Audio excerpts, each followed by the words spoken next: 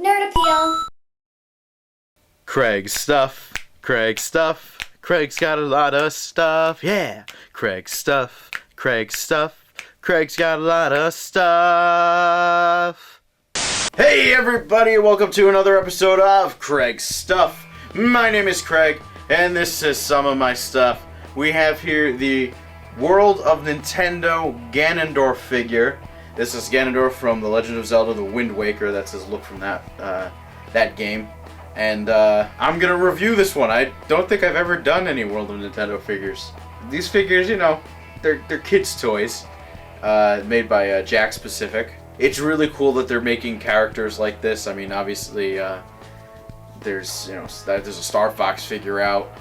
Then there's some other, more, I guess you could say, more obscure Nintendo. Even though they're not very obscure characters, they're not Mario, is what I mean by that, I guess. So most of the time with Nintendo figures, like from stores, you're gonna just get your Mario, Luigi, Peach, that kind of stuff. But the fact that they're starting to branch into Zelda and Star Fox and Metroid is pretty cool. And I know there's Pikmin, so that's really awesome.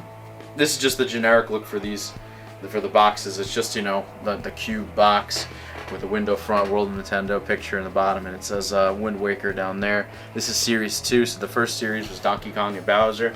This series is Ganondorf and the Metroid from Metroid. So that figure's coming. I have the Metroid, so there'll be a review of that too.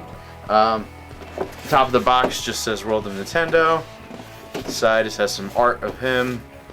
The window continues over here, and on the back we have some of what it does. I guess it shows a little articulation. Some other figures: Luigi, Toad, Samus, Diddy, and there's the Metroid. So how about we pop this thing open? It says it's a detailed figure, so it's pretty detailed, but we'll see. How about we pop this sucker open? Alright, and here is Ganondorf out of the package, and he looks pretty good. It's not a fantastic figure. It is, I mean, like I said before, it is a kid's toy, so these are not superb quality figures. I mean, there's not much articulation. There is a lot of paint smudging. It's very light. It's not a heavy figure at all. It's a very, very lightweight figure. Probably made of a cheaper plastic. So, not the greatest figure, but I wanted a toy of Ganondorf. This is a larger figure, so that's pretty cool that they did that. So let's take a more in-depth look at him.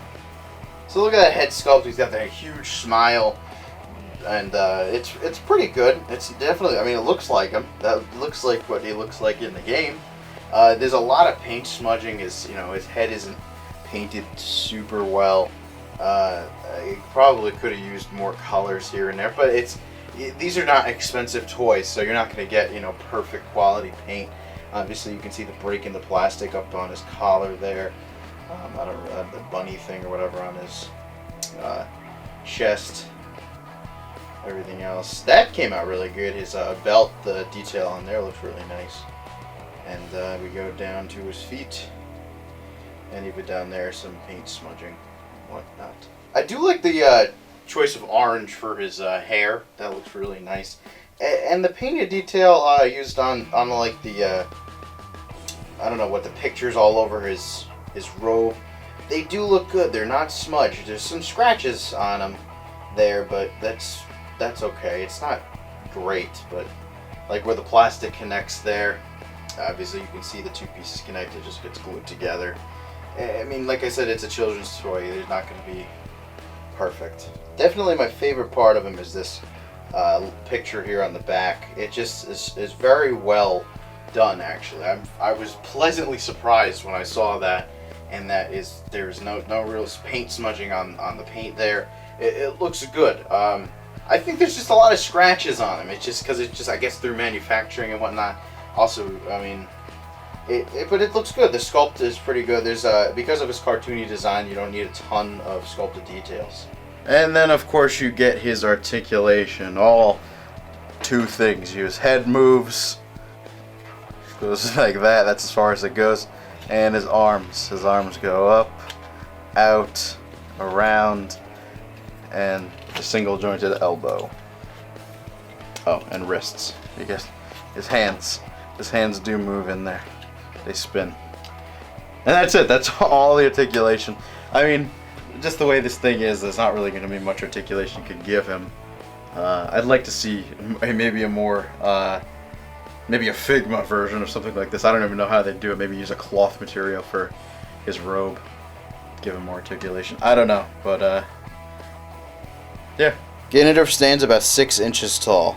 So overall, it's not a bad figure. It's not the best figure, but it's a decent figure. You're not really going to get any other Ganondorf figures like this, I don't think, anywhere else. Not that I know of. In fact, leave a comment if you know of another Ganondorf figure you can buy. That's really nice. I think First 4 Figures is a statue, but I'm talking action figures. But I don't know if they make any other versions. So it's okay. I'd recommend it if you're really like Ganondorf or Zelda, or whatever, you know, just want. So I think these are only like $15 if you can find it. The problem is you gotta find it. I know. I had to order mine online. If you like this video, make sure you click the subscribe button. Click that like button too, and leave a comment. Let me know what I can change. Anything I can do. Any reviews I could do. Anything. Just leave a comment. Let me know what you'd like. Check out my Facebook, Instagram, and Twitter. Check out nerdappeal.com for more videos, awesome podcasts, and some other cool stuff. I will see you guys next time. Later.